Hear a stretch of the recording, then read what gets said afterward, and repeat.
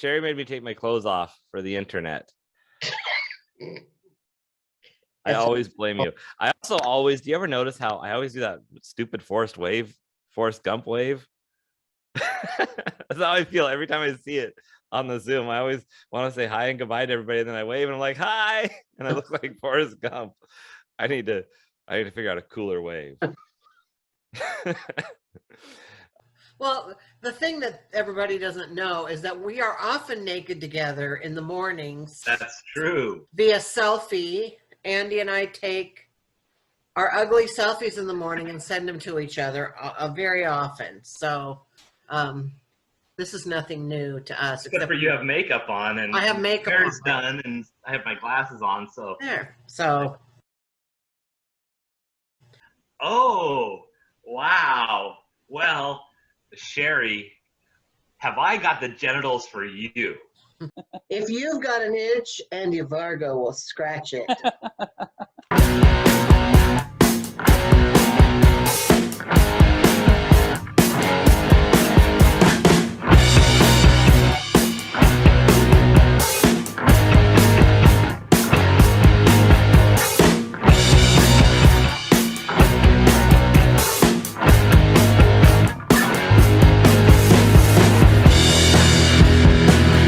Well, you look beautiful today, gorgeous. Well, thank you. I have a new hairdo. It's called, I didn't have time to do anything to it, so I put it all up on top. Nice. I have a new hairdo called Recovering Bedhead. Yeah, we both napped. But I got a haircut the other day, and so it's short enough that that's easier. Yeah, it does look a lot better when it's freshly cut, for sure. Oh my God, it was getting so ridiculous. The sides, like they get wings, and then it's, Okay. I went to get my haircut, and my air conditioning doesn't work that great in my car, and it's been like 90 degrees out here, and this was on Tuesday, so it was really hot, and I purposely didn't put product in my hair because he was going to be cutting it, and so I go with no product in my hair, and then I drive to the I don't know, can you hear the helicopter outside? Okay, good. The mic is thankfully not picking it up. Anyway, so I drive to the hairdresser, to the barber, and get on the freeways, because he's in Fife, so it's windy. And by the time I get there, my hair just got bigger and bigger. I think every mile of the road. It's like, please fix this situation. So you got a fugitive running around somewhere, do you? Well, I'm 2 blocks from the hospital. And yeah, and I haven't heard a helicopter for a bit, but every once in a while I'll see. It's usually not a good sign. So no. All right. Not a good sign. When my son Andrew was in Harborview, he was there for a long time. And, a lot of people get helicoptered there. So that was something we heard on the daily. Oh, I bet. I can sit in my bed and see the helicopter landing and taking off from the hospital. Yeah. Yeah, I took a nap and I set an alarm. And then I remember punching like snooze once, and then I woke up. I'm like, I had allowed myself an hour and a half so I could do my hair and look pretty, but I had 40 minutes. And I said I had a message on my phone, and I listened to it, and it was Dante Barnett saying, "I want to talk to you about the show we're doing in 20 minutes." Well, apparently it was an old message. Somehow it played first, and so I'm like, how do I have a show with him on a Thursday at noon when so. Right. Yeah. And I'm like, well, maybe I was just sleepy and it was Andy, but I knew it was Dante. Anyway, it was an old message. This is a non-story. It's a non-story. It's uneventful, but I can see how that would make you kind of go, oh, crap. Yeah, well, just to wake up and be discombobulated like that. Mm-hmm. What do you have going on coming up? Oh my gosh. Well, I closed out Nate's on Tuesday, and that was fun. Yes, you did. That was really fun. You did a good job. Unfortunately, half the audience left right before you got up.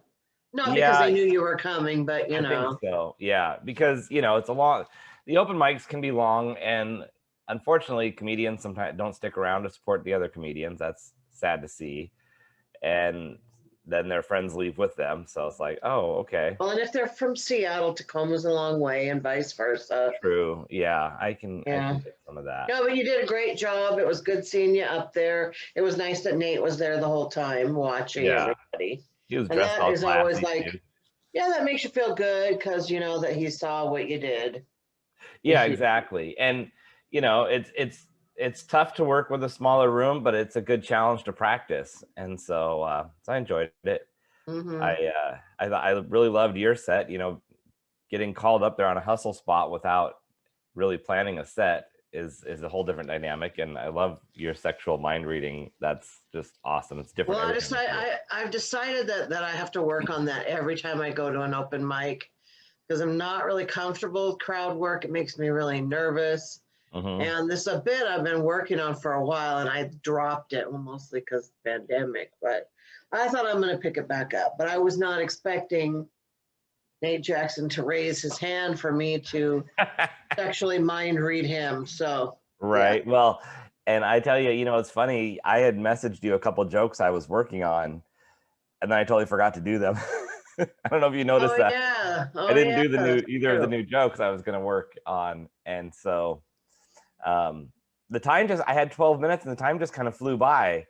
And so then when I got the light, and I had asked for a 2-minute light, so because I knew that the joke I wanted to do at the end was going to be a little longer, so the light came on, and I was like, oh, okay, I guess here we are, which was fine. I remember when it used to seem like for like 5 minutes used to seem like forever, Oh my God, or right? 7 minutes, and then now it's like do a half hour without blinking. Yeah, so I just did that. I'm going to do the TCC open mic at the end of the month, I think on the 25th, and then we have our show on the 30th. Outside of that, I've got a promotion going out on the coaching side with a group that I partnered with, and that's going out next week. So I think that's going to keep me Oh, busy yeah. with some life coaching appointments. Cool. Yeah. I will be in Idaho this weekend Yay, that's exciting. because Idaho, and that's done. But it's a Women Are Funny show. So 2 nights, it'll be cool. I think it's called The Lounge at the End of the Universe or something like that. Ooh. So that's kind of a cool name. So I'll be curious to see what that is like. And that's Boise, right? Yeah, that's Boise. And then I've never been to Idaho, but I'm going to talk about this later when we're talking about our other thing. Okay. It plays into that. But then on the 10th, I'm doing a Zoom show at 5 p.m. our time called Ginger Snaps. So it's all comedians who are gingers. So I thought that's gonna be fun. That will be fun. And just to say, next weekend, I'm just going. I'm not performing. I'm going to Nate's because it's Nate's birthday next weekend, or the third. I think the 14th actually is the day I'm going. But Tony Roberts is going to be there, and I worked with him one of the times that I featured at Nate's, and he's really like pretty much the funniest person I've ever seen in person, where you're doubled over laughing. So I'm excited to go and see him again. So yeah, that sounds like a lot of fun. Yeah, that is just like a recommendation for people. And the 15th, I'm doing Boozy Brunch at Tacoma Comedy Club. And then I'm going to Austin. I'm doing my whole schedule right here. Then I'm going to Austin. I have 2 dates. I'm trying to get some more. So if you know anyone in Austin, hook me up. And then on the 30th, yes, at Odd Otter, it's you, me, and Gabriel Rutledge. So, and that is going to be a full house. I cannot wait for that. Yeah. So that'll be fun. It's going to be standing room only, or I'm going to go home and cry myself to sleep. So one or the other. Yeah, no, it'll be good. It's going to be packed. That's exciting. Everybody loves him, Yeah. And how often do you get to just see him for free? So. Right. I know. I've had so many people ask about that show, and I'm just excited for it. So it's going to be a blast. So there's so much good stuff coming up. It feels good to be getting back out there on the circuit. I have done some shows. I started doing shows again in March, but it was, one and then wait a little bit and then one more. And this is the first month where I really have a show every week, or this week I had 2 shows this week because I had a private event plus Nate's. And it feels good. It's making me re-challenge writing some new material, and so I've got to spend some time on that. And then I have to also balance where comedy fits in with the rest of my stuff that I'm doing, so that I keep it proportional. Mm-hmm. Because it's I got fun. that. I want to talk, I know we've talked about this already, like in person, but I want to talk about the private show that I did on Yes. here. So I got a private gig, and usually what I do when I get a private gig is I think nobody wants to see an hour and a half of just me. I like to bring someone with me to kind of balance me out. I brought you before, I brought Steve before, I brought Sam Ellison before, and this time I brought Jesse Warren. So book Jesse Warren. Let me just say, anybody that he's not only is he easy on the eyes, which he very much is, but he's just quick-witted. He didn't even do any prepared material. He just roasted this whole party and made fun of them for how rich they are, and they all ate it up. It was wonderful. That's awesome. Well, And then, go ahead. oh no, I was gonna say he was on the show at Odd Otter with Mary Lou Gamba and Dante, and he did an amazing job working. Just most of his set was just working with the crowd and making fun of what was going on. Well, there was a little boy there, like 5 years old or something like that, and he brought him back and played Jenga with him during his set. I mean, which was really brilliant because it engaged the kid. Yeah. And it kept the family happy. And no, I really highly recommend him. Like, pretty soon I won't be able to pay him what I pay him and bring him with me. He'll be bringing me along, So that was actually really fun and kind of a new experience for me, because a lot of times I'm worried about those private gigs because they are in non-wheelchair accessible settings, just like this one. But we worked it out, and sometimes that's really tough, and I don't really talk about that publicly that much, but it's like, I don't want to present that up front, like I'm a handicapped performer, Right. do accommodations for me. I prefer to show up and then figure out how we're going to do it. That might not be the right way to do it, but I don't want to initially present myself that way. Plus, I want people to have to really think about that. Like, oh, how does a handicapped person get in here?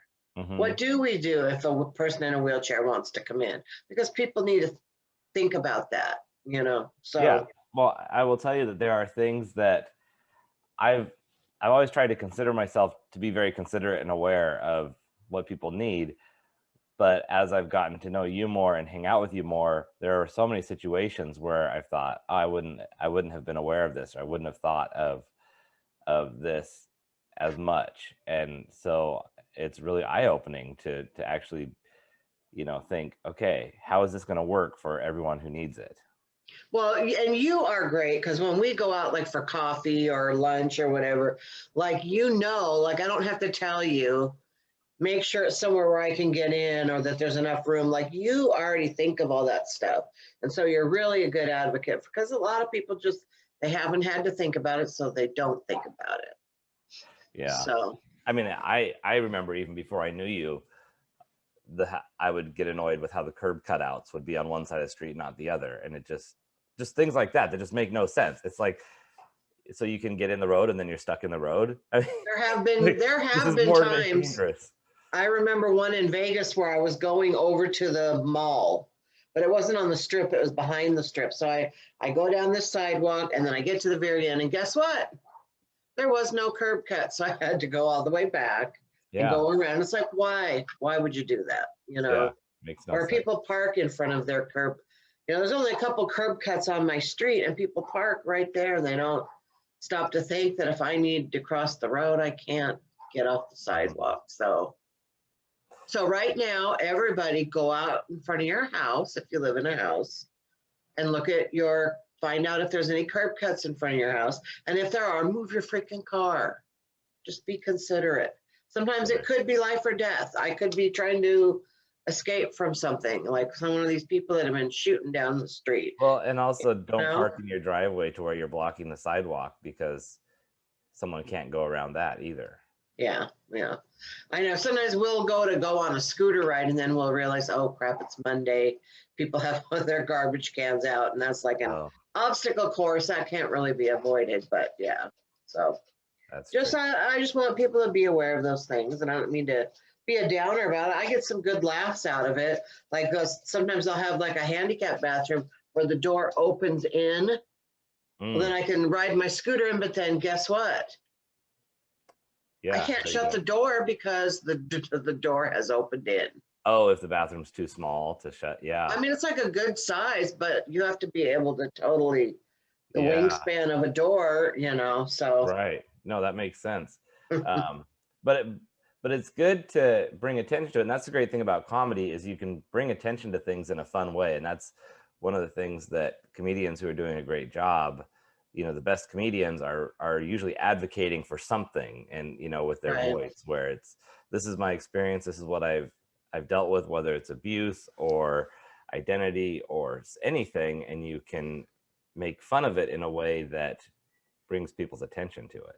Plus, it's really great when there's a club like Nate's where I can just drive up on stage. And even, I don't know if I told you this, Adam Lucky says that the venue where, I guess it's called the Creek and the Cave in Austin, where I'm going to be performing, that they're putting a ramp in. And he Nice. talked to them about it, and they're putting a ramp in for me. Wow. And I that's know. someplace you've never been. I know. That's amazing. So that was pretty cool. I was happy about that. Yeah, that's very cool. See, Right.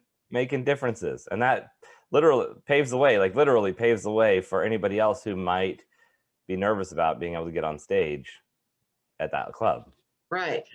Or yeah, because some people, I'm sure there's somebody out there that's in a wheelchair that's funny, but that thinks there's no room for them in comedy, and there is. Well, and what else is kind of cool about Nate's is that the ramp is the main way people go up. So it's not like, oh, if you need it, you can go this other way to get to the stage. It's just how people get on stage.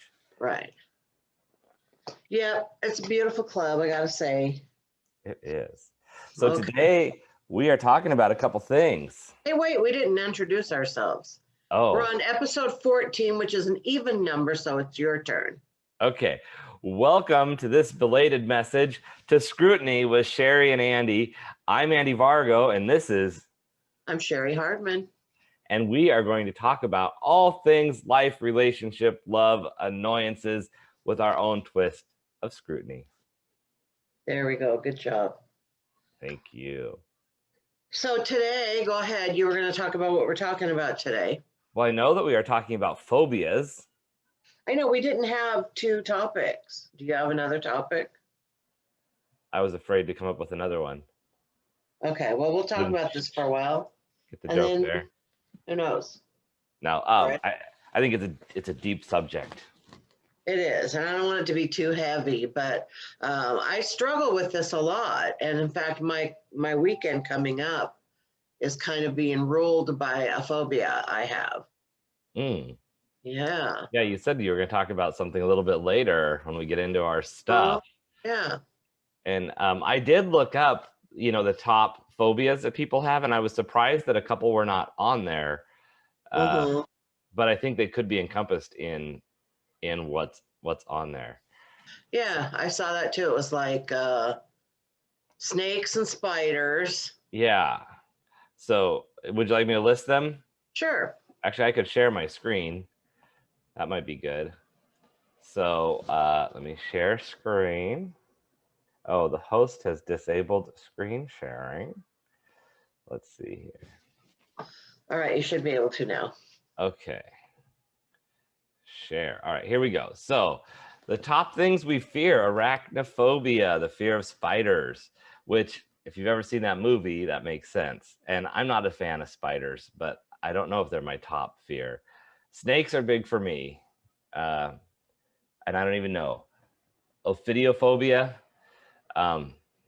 acrophobia, the fear of heights, that fits for me. Hey, let me stop for a minute because I just had a dream about a whole bunch of snakes coming at me. Ooh, do you feel like that was it might be just because I read this list. I don't know. Maybe. Snakes are supposed to be a phallic symbol. Oh, so it could go either way. There's a lot of them coming at me right now, baby. I Anyway, go guess ahead. so. Well, no, and I've never liked snakes just because I also have the fear. It's further down on here of where is it? Oh, trypanophobia, the fear of injections. And snakes and spiders, Really? when they bite you, inject into you. So that's number 7. But anyway, so fear of heights, Hey, wait a agoraphobia. minute. So do penises, but you're not afraid of them. They're not quite as pointy Okay. and shouldn't cause blood. Agoraphobia, which I always thought was more like I was thinking that was the fear of leaving your house, but it's Right. actually the way it lists it here. It's the fear of situations in which escape is difficult. So crowded areas, open space, or situations that likely trigger a panic attack.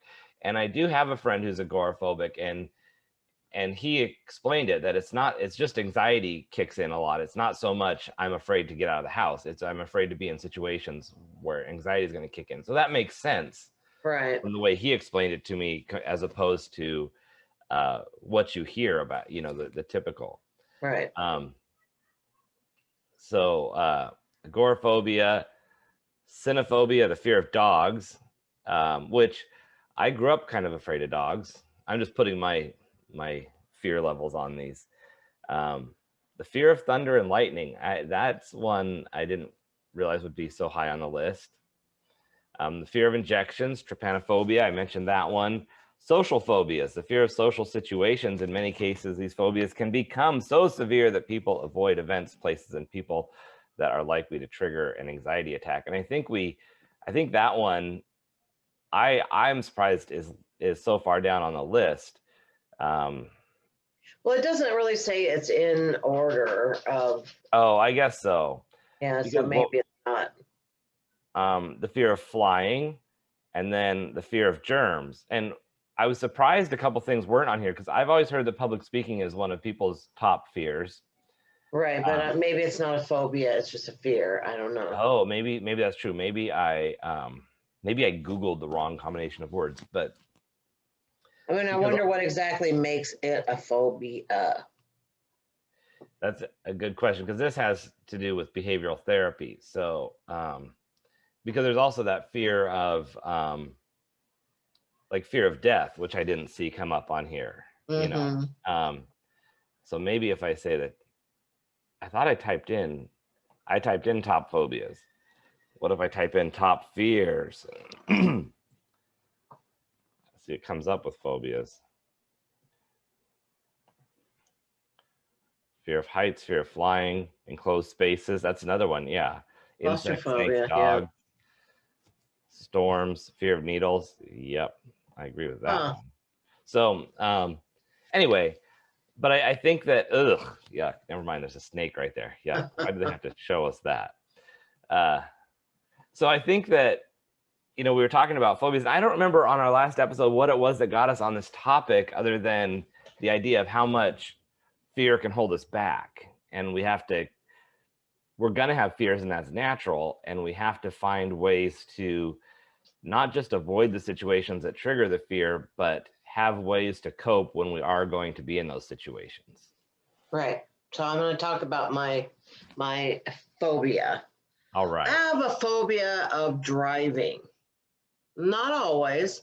Mm-hmm. A lot of times I love to drive, but there are certain situations where I will have a panic attack while driving, which is super scary, because in those moments, my palms get sweaty, and it feels like and I know it's irrational, it feels like my hands are going to slip off the steering wheel. Mm-hmm. Let's say my biggest one is like a scary bridge, like the Narrows Bridge. Not coming this way, but going towards like Gig Harbor. Oh, yeah, the old bridge. And I know like what will trigger me, because you can see over the side. Yeah. And the other way, there's a little cement there, so you can't really see the water. So if out of the corner of my eye, I can see the water's right there. Mm-hmm. It's usually like right when I get to where the bridge is kind of coming up like this, right about in the middle. And the panic sets in. Like, so my mom lived in Gig Harbor for many years, and I could not go there unless my ex drove me, because I just couldn't. And so then I actually went to therapy for a while about this. And so he had me try several things. Like, first, you just sit in the car, or first you just visualize yourself driving over the bridge. Then you sit in the car. Well, he would have me sit in the passenger seat with my ex driving the car, and have me, like, in my mind, pretend like I'm the one driving. Okay. And so it was just step by step. And then more and more comfortable. So I got to the point where I can drive over the Narrows Bridge. Yeah. But every now and then, maybe say 1 out of 4 times.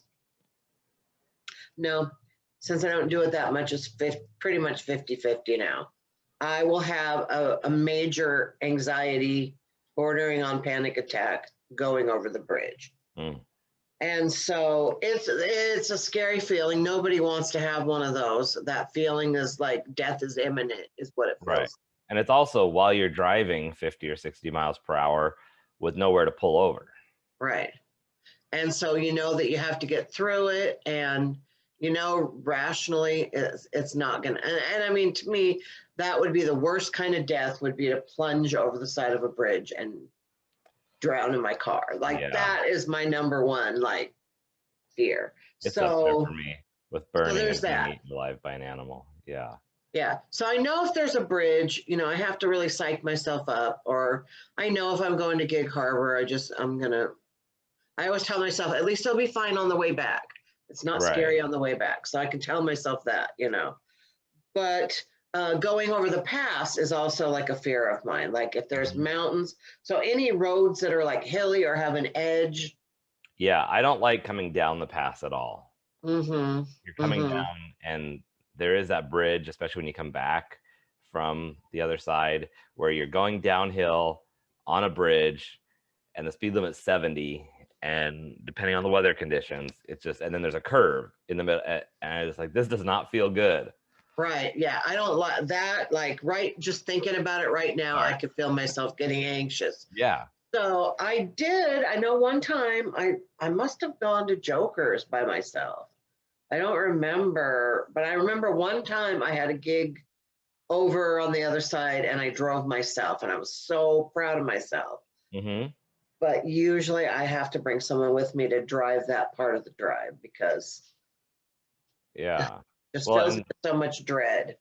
And so when you have a trip like this coming up where you've never driven to, you don't know which bridges you'll have to cross. Right. And so if all of a sudden something comes up, like, so my original plan was I was going to see who else was on the show and see if they would ride with me, and maybe whoever was riding with me would drive my car through the scary parts. But that didn't turn out.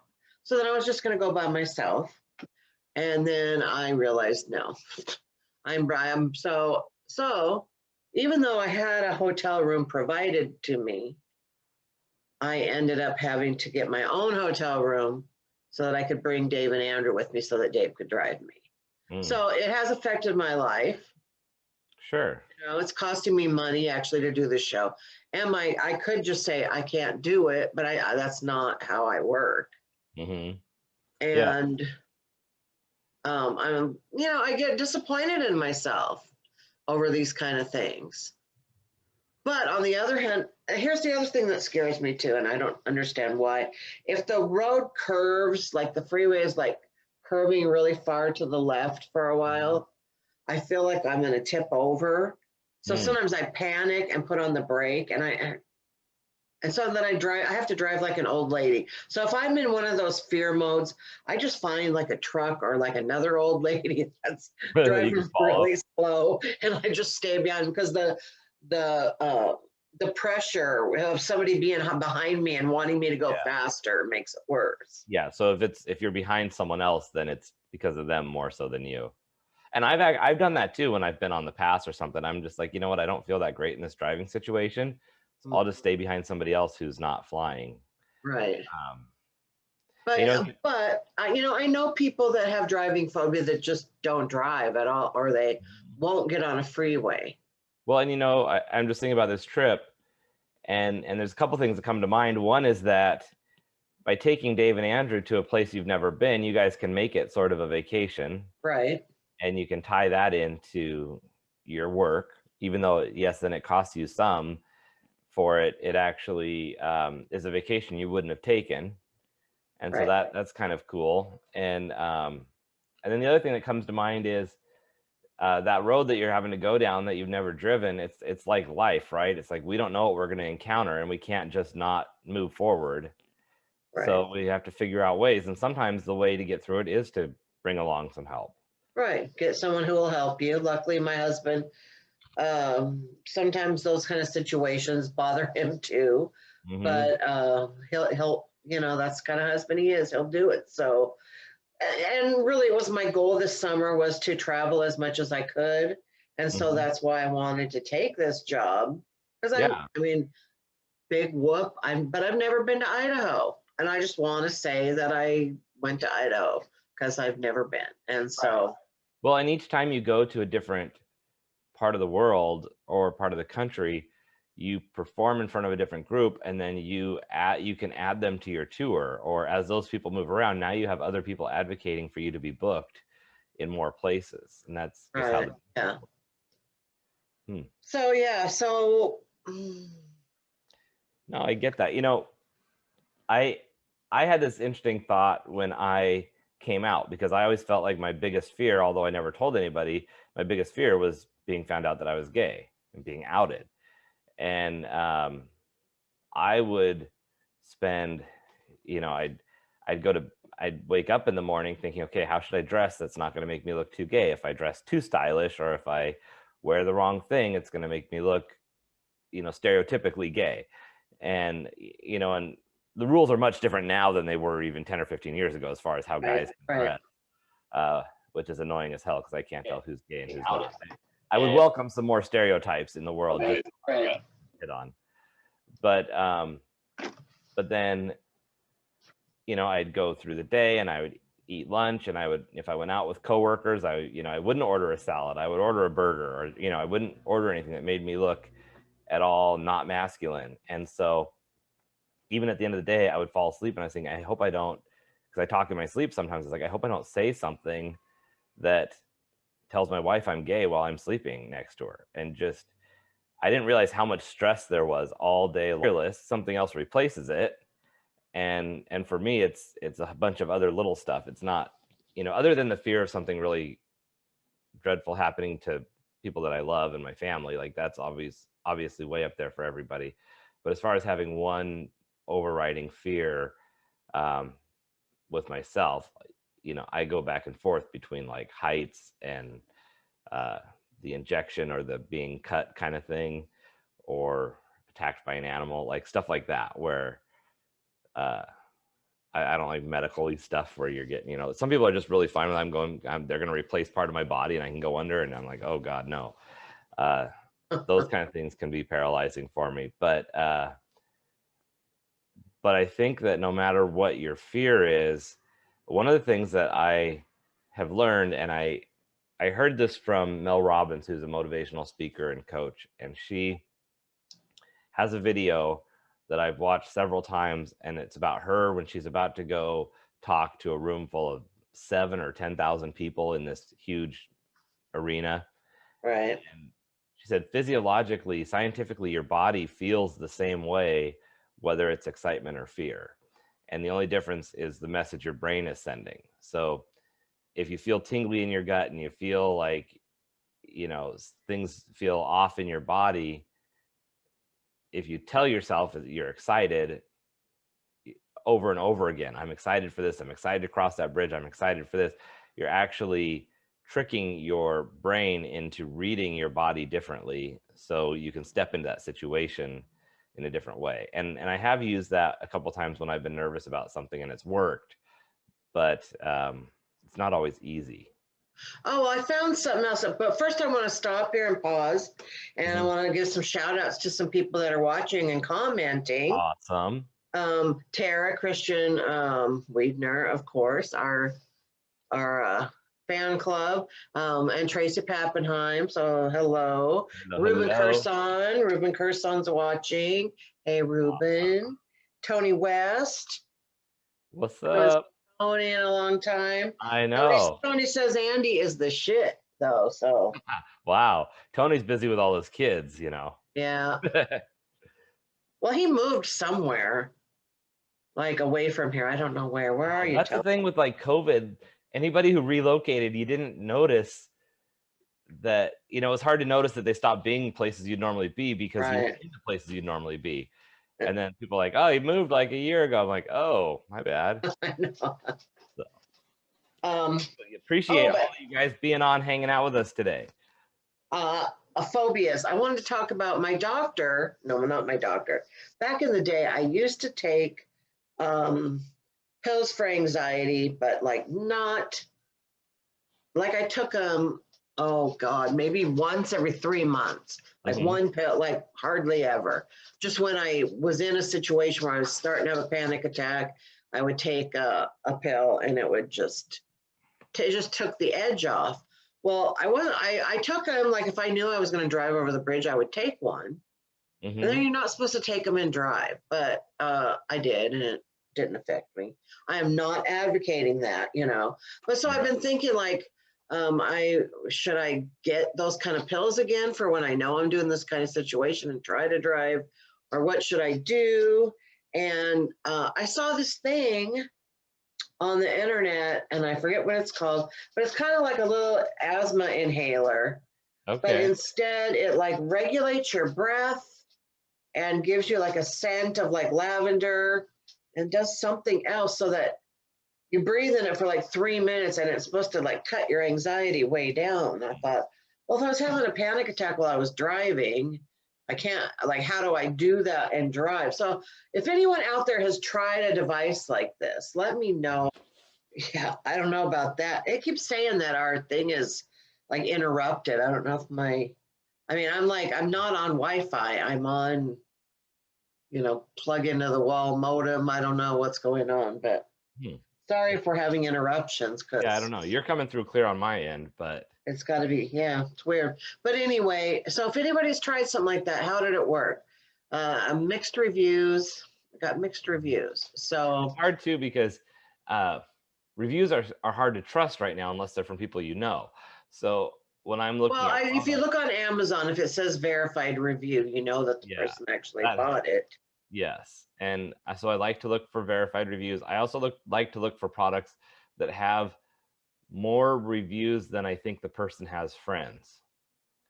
So if there's like 1,000 reviews, then chances are it's not just 12 people that the person got to put a review on something. Does that make sense? But some products, sometimes you look at a product and it has a 4-star rating, but it has 10,000 reviews versus a product that has a 5-star rating, but it only has 80 reviews. And I'm like, well, someone told me that they always read, immediately they go to the negative reviews, like the 1-star reviews. Yeah. And see those. But this product is like, or a service. I usually Google what it is, and then I look at negative reviews. I also will type in the word scam sometimes to see if there's a scam related to it.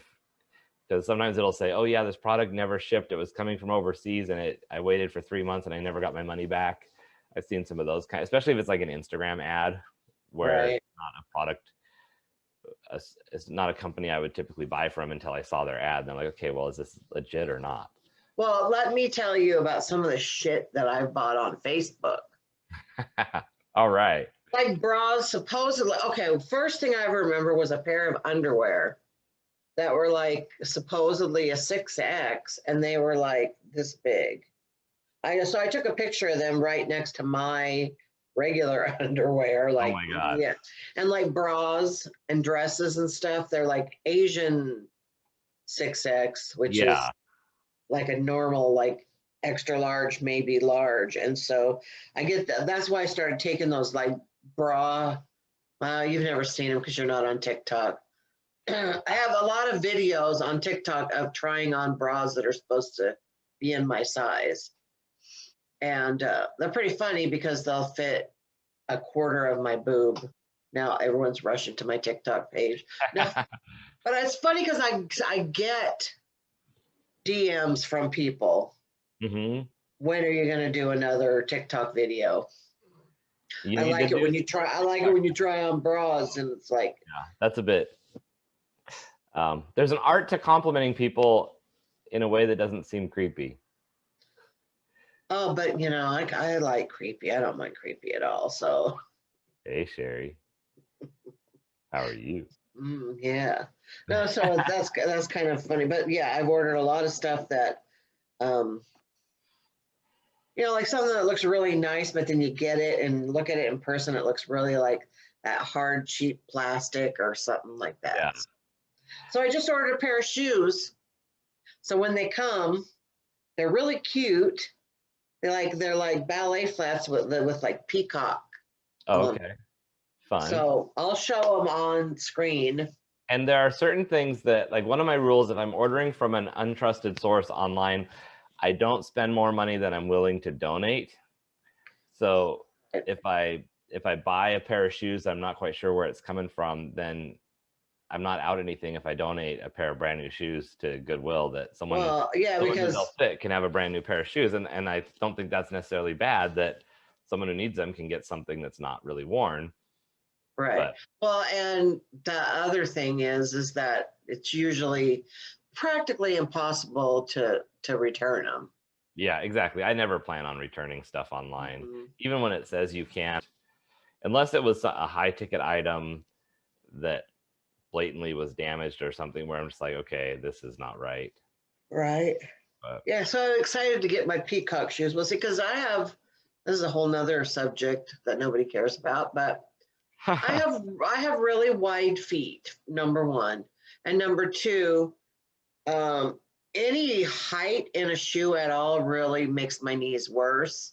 Mhm. So the little bit of walking that I do, I found I'm less likely to fall or trip or my knees to go out if I'm wearing ultimately just flat shoes. Basically like a slipper type, or at least flat. Just like a ballet flat. Yeah, That's what that I would. makes sense. But Payless Shoes, where I get my ballet flats, is out of business. And I went on the internet and I scoured and I bought all the ballet flats that were left over in my size. Mm-hmm. Well, and that's the thing. That's hard when a business either leaves your area or goes out of business when you've relied on them for a product Uh-huh. to be safe and to be healthy and just to live. Where, you know, I mean, you see that with vitamins or with things that people have bought, whether it's food, you know, if you have dietary needs and you've always bought a certain item and then either they change the recipe or the place goes out of business, like, well, now where am I going to get, you know, my I know. So I'm always looking for flat shoes that are cute to wear on stage. yeah. It's like during the day, because like I can wear sandals and stuff, you know, like just in my daily life, but I've got like a old lady toenail that's really like disgusting. And I don't, if I'm on stage, people can like look, my feet are right in their face. So I don't. Yeah, I forget about the front row because everybody else isn't going to see it very well. But Right. yeah, I also wonder about if you find one you like and you just get crafty and get fabric paint or bedazzle them, or, you know, just like put bows, you know, I don't know. Right. So yeah, so I'm always on the search for the perfect bra and the perfect shoe. Nice. So you're like a straight size person. No, I don't mean straight as in No, I know. gay. But you know, you could probably walk in any store and just buy clothes. I can't do that. So I have to do most of my shopping, pretty much all of my shopping, over the internet, and then if it doesn't work, return it. And so yeah, see, fortunately, when I'm buying stuff online, it's usually because I'm trying to buy something more fun to spite, like, oh, I can't find this shirt anywhere. This looks cool. Like that gold shirt that I had that I lost in Vegas. You know, I love that shirt. Yeah. I just Googled, you know, sparkly gold shirt or shimmery, because it was my sister was turning 60 and we were having a gold themed birthday party for her. So we were supposed to all be bedazzled and stuff. So You should look for another one because I loved you in that shirt. I will find another one. I was that one didn't quite fit the way I wanted it to when I received it, when I ordered it. So I already was kind of planning on replacing it. So I will have something like that again. Cool. So, I am hungry. hungry. Yeah, I know what you mean. I'm gonna eat some food here and go on about the day. I'm on our Oh, we next. got 10 more minutes if we have anything. Do we have anything else we want to talk about? Well, I'm wondering if we I just want to say on the we talked about fears and then we kind of got into internet stuff, but I'm curious how people deal with their fears. You talked about products, but if there are tactics that people use to get through those situations when they're going to face their fear, I'm curious what people do. And one thing I was thinking about it when you were talking about going over the bridge and having that anxiety attack and trying to kind of talk yourself out of it. And I know when I was going through my divorce and like in the heat of some of the moments where I'd be upset about something or something wasn't hitting right, I remember having to step back and tell myself I can't use logic to try to explain something that's illogical or that's not rational, because you're trying to apply logic to say, well, you shouldn't feel this way, or this doesn't make sense, and you shouldn't have this fear that this thing's going to happen, or you shouldn't be bothered by it. But when we're reacting to a fear or we're having anxiety or we're in a moment, we're not reacting to something logical. And so we can't try to use logic to get out of it, other than if we can find a way to calm ourselves. Sometimes you just don't know what you're going to come up with. I don't know what's going on. Yeah, I guess that's the thing, is you can try to avoid the situations that put you in your place of fear. And I think that that's not completely unreasonable to do. However, you have to know that you can't avoid them your entire life. So you have to be ready to have some tools for when you're going to have to face them. Right. Well, yeah, and yeah, I mean, you could avoid them your whole life if you're, you could be an agoraphobic that stays home all the time, but then you also have to realize what you're giving up, because you can't expect the whole world to change around you. I'm afraid of medical stuff. Like, I just want to die from a paper cut. Like, whatever it is, like, I don't care. I just if I get a paper cut, just let it bleed out. Don't take me to the doctor. Like, I don't care. I just want to die someday. I don't want to have to go through surgery and all this crap and stuff. But I also know, I think sometimes you have to find something bigger than your fear. It's like, I want to see my kids grow, and I want to see if I have grandkids. And so it's like, okay, well, if I want to see other things or I want to have experiences, then I'm going to have to get over a paper cut, and I might have to get over going to the doctor sometime. Or like, needles are one of my big things, but I had to just kind of hold my breath and get the shot when I got vaccinated. It's like, I want to do this. And all of the thought that I put into leading up to it was way worse than the 10-second prick, Right. That's the name. That could be the name of a porn video, a 10-second prick. Yeah, but I was thinking that wouldn't be a good porn. That could be a nickname for one of my exes. There we go. Oh, there you go. That works. We used to call him two pump chump. Oh God.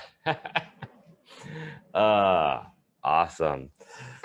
All right. Well, we're getting to the end of our time. Apparently, our connection has been waxing and waning throughout. It's been wavering. I think we've kind of lost some people along the way, but luckily I've recorded this, so I will edit and put it out there. I've been a little lax about doing that, so I'll try to get this one out right away. Well, but you can always find our episodes on YouTube, Facebook, Instagram, Anchor, Spotify. You can listen to it as a podcast. So there's lots of ways to find it. Just put in Scrutiny with Cheri and Andy, and you can find us anywhere. And so also, just shout out to Cheri for being on top of getting this out there and really being a producer behind the show, because you do all the heavy lifting on promoting and getting this out there, and I so appreciate it, because you are so good at that, and I am not very diligent with those things myself. Well, I feel bad sometimes. I see there's holes where I missed episodes in certain places, but we're we're getting close to 2,000 views now. So Exciting. yeah, well, we're getting there. So we appreciate all of our viewers and listeners. So. And before we go, they need to know that if you have ideas, comments, fears you want to discuss, ways to get around them, send us an email. Get out your notepad. The email address is scrutiny with Cheri and Andy at gmail.com. And one of these days, someone's going to send they're going to type in that whole thing and send us an email. It's going to be like, oh my God. Yeah, I might even actually go look at it after this and see if we have any messages that I haven't looked